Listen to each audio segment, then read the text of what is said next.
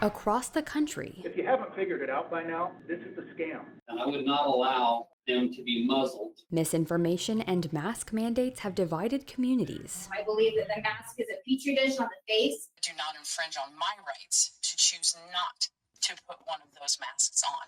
If you know that wearing that little piece of covering over your face and your mouth and nose could save a life, wouldn't you do your part? Caught in the crosshairs.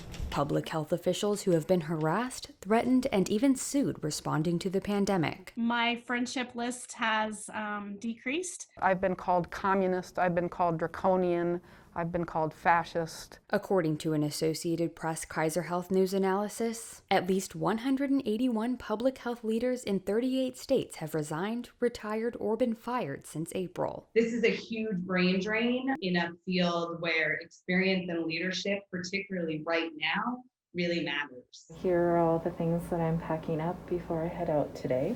It's still, even on my last day, it was a really hard decision to make. It was like textbook, the description of what burnout is and what I was feeling, and intellectually and emotionally and physically. I kept thinking like the cavalry is going to come, and it never did.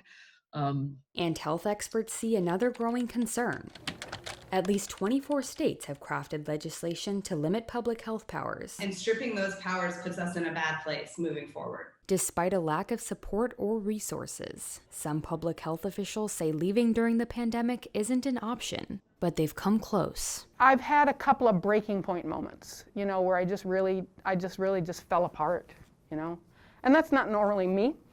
Tisha Coleman, Linn County Health Department Director. With cases surging in her Kansas county, Tisha Coleman wasn't able to convince commissioners to support a mask mandate. For me, I'll be able to sleep at night, knowing that I've tried to prevent and do the right thing and keep politics out of it. But for Coleman, the coronavirus is personal. She and several members of her family contracted the virus, including her mother. There's times that it's just difficult because this is what I was trying to prevent. But I will continue on this journey with my mom and continue to fight to prevent this happening to someone else.